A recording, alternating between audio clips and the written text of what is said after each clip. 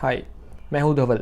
बात करूंगा कि कैसे आप लाटविया, यूरोप के काफ़ी सारे कंट्रीज़ में आप स्टडी के लिए आ सकते हो, आप वर्क परमिशन के लिए आ सकते हो, आप यहां पे विज़िट के लिए आ सकते हो। तो कैसे जो पूरा प्रोसेस होता है वो मैं आपको बताऊंगा, और उसके साथ वो भी बताऊंगा कि कैसे आप फेक एजेंट से बच सकते हैं और ट्रू एजेंट के द्वारा और डायरेक्टली भी आप यहाँ पे आ सकते हैं इजीली। तो मैं बात करूंगा कि कैसे फेक एजेंट्स कुछ ज़्यादा रुपए लेके आपसे छेड़छाड़ कर सकते हैं, लाइक आपका रॉन्ग यूज़ कर सकते हैं आपके डॉक्यूमेंट्स का। तो वो पूरा आपको ध्यान रखना पड़ेगा।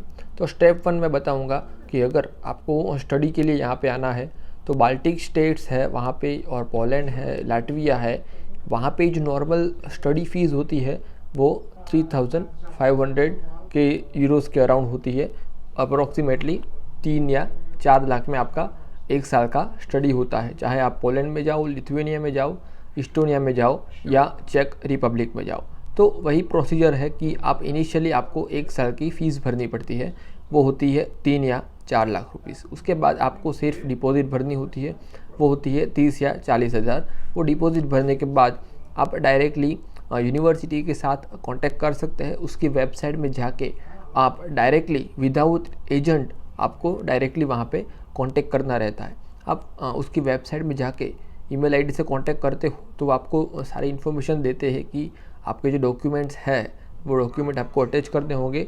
वो डॉक्यूमेंट अटैच करने के बाद आपको वो बोलेंगे कि आप किस तरह से प्रोसीजर करोगे, किन किन के डॉक्यूमेंट्स आप कलेक्ट करोगे, और वो डॉक्यूमेंट कलेक्ट करने के बाद वो आपको सारी जानकारी देते हैं। अगर आपको इंग्लिश अच्छी आती है तो भी आपको कोई घबराने की ज़रूरत नहीं है। विदाउट एजेंट की फ़ीस है वो आप होती है 1 या 1.5 लाख, तो वो आप बचा सकते हो और आसानी से आप अपना प्रोसीजर खुद से कर सकते हैं। तभी आप आसानी से यूरोप आ सकते हैं। तो यूरोप के कोई भी प्रोसीजर होती है वो एक सिंपल यूनिवर्सिटीज़ के वेबसाइट में दी होती है। तो वो प्रोसीजर को फॉलो करते रहो तो आप VFS में वीज़ा अप्लाई कर सकते हो, स्टूडेंट वीज़ा। तो स्टूडेंट वीज़ा में होता ऐसा है कि अगर आप लाटविया में आते हो तो स्टूडेंट को नॉर्मली मास्टर डिग्री के लिए 40 आवर्स की वर्क परमिट मिलती है वर्क करने के लिए। अगर आप बैचलर के लिए आते हो तो 20 आवर्स पर वीक की वर्क परमिशन मिल जाती है। उसके बाद स्टडी के बाद नॉर्मली 1 ईयर का आपको एक एक्सटेंशन वीज़ा मिलता है, उसमें आप जॉब सर्चिंग वीज़ा बोलते हैं। तो उसमें आपको रेसिडेंस परमिशन मिल जाती है। तो काफ़ी सारी ऐसी कंपनीज़ है जो नए स्टूडेंट को जॉब देती है, जो इंटर्नशिप देती है, तो इसके लिए बहुत फ़ायदा है। स्पेशली बात करूं कि कंप्यूटर IT की जो कंपनियां हैं वो फ्रेशर को ज़्यादा लेती है, क्योंकि उसको ट्रेनिंग भी वो लोग प्रोवाइड करते हैं IT कंप्यूटर्स डेवलपर्स को। तो बात करूं कि यूनिवर्सिटी अकोमोडेशन, वो भी आपको उसके साथ साथ यूनिवर्सिटी यहाँ पे प्रोवाइड करती है, जैसे कि RTU हो गया, लाटविया हो गया। तो RTU में और लाटवियन यूनिवर्सिटीज़ में वही कॉमन है कि आपको अच्छा एकोमोडेशन मिल सकता है आसानी से।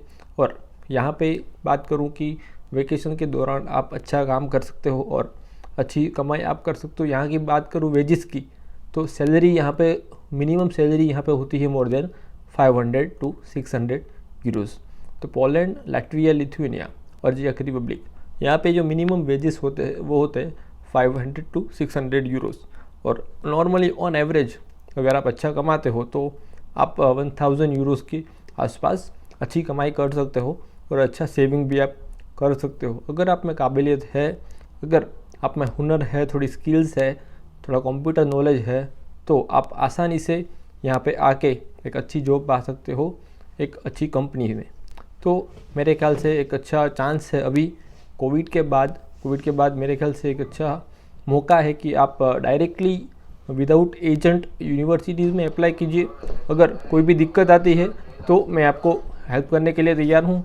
तो वही बात है कि अगर आपको कोई प्रॉब्लम है, कोई भी क्वेश्चन है, तो आप डायरेक्टली हमें कांटेक्ट कर सकते हैं, डायरेक्टली मेरे को कमेंट में लिख सकते हैं। क्योंकि अभी इतने सारे फेक एजेंट्स आते हैं जॉब के लिए और वर्क स्टडी के लिए, तो आपको मुश्किल हो जाता होगा कि कौन सा एजेंट सही है और कौन सा एजेंट गलत है। तो वो पहचानने के लिए सबसे पहले वो एजेंट की वेबसाइट और वो एजेंट ऑफिशियली गवर्नमेंट रजिस्टर है या नहीं, तो वो आपको जानना बहुत ज़रूरी है। क्योंकि काफ़ी सारे एजेंट्स आते हैं कि जो फेकली आपको हम मूर्ख बनाते हैं और काफ़ी सारे जो पैसे हैं वो नॉर्मल मिडिल क्लास लोग वो अरेंज नहीं कर पाते हैं, तो वो बड़ी मुसीबत में फंस जाते हैं। तो मेरे ख्याल से वही होगा कि हम लोग डायरेक्टली प्रोसीजर करें।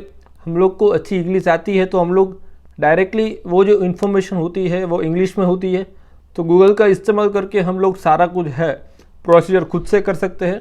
तो सारा कुछ जो पैसा है वो बच सकता है और अपने जो अच्छे काम के लिए हम लोग वो पैसे को इस्तेमाल कर सकते हो। तो इस तरह से हम मनी सेव कर सकते हैं और एजेंट के द्वारा न करवाने से मेरे ख्याल से यही एक बेस्ट चांस है। और अगर कोई भी आपको क्वेश्चन है वीज़ा रिलेटेड कि वीज़ा का जो प्रोसेस होता है वो कितना लंबा होता है, तो वीज़ा का प्रोसेस है नॉर्मली 45 to 16 डेज तक होता है। तो उस टाइम पर आपको जो वीज़ा को जो कार्ड होता है वो यूरोप में मिल जाता है। उसमें आपको करना क्या होता है, सिंपल आपको इमिग्रेशन ऑफिस यहाँ आने के बाद जाना पड़ता है और एक फॉर्म भरना पड़ता है और आसानी से आप वो प्रोसीजर है वो यूनिवर्सिटी की हेल्प के द्वारा कर सकते हैं।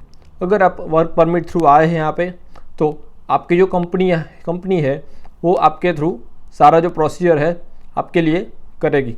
तो वही बात है कि आप विजिटिंग के लिए हो तो बहुत बढ़िया है। कोविड-19 के बाद अभी जो समर स्टार्ट होगा तो उसमें बहुत बढ़िया माहौल होगा, क्योंकि समर सीज़न है, उसमें काफ़ी सारे अच्छे अच्छे फेस्टिवल्स होंगे।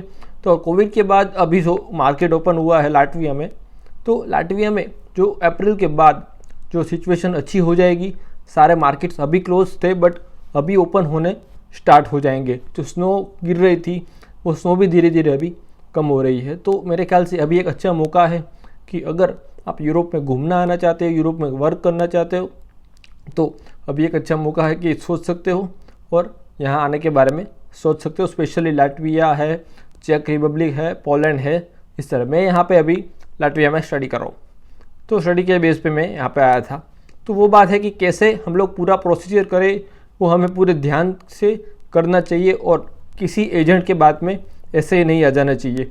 हम लोग कोई प्रोसीजर करते हैं तो हर जगह से हमको वो इन्फॉर्मेशन कलेक्ट कर लेनी चाहिए कि ये इन्फॉर्मेशन सही है या गलत है। अगर आपको कोई इन्फॉर्मेशन के बारे में डाउट है, राइट, कोई एजेंट आपको मूर्ख बनाने की कोशिश कर रहा है, तो आप डायरेक्टली मेरे को कमेंट में लिख सकते हैं और वो बात सही है या गलत है मैं आपको बताऊंगा। क्योंकि ऑफिशियल जानकारी अगर आपको होगी तो आप कहाँ पे भी नहीं फंसेंगे और आसानी से आप अपना जो प्रोसेस है वो कर पाएंगे। तो अगर वीज़ा के रिगार्डिंग और कोई भी स्टडी के रिगार्डिंग आपको कोई भी क्वेश्चन है तो आप मेरे को पूछ सकते हैं। और thank you so much, thank you.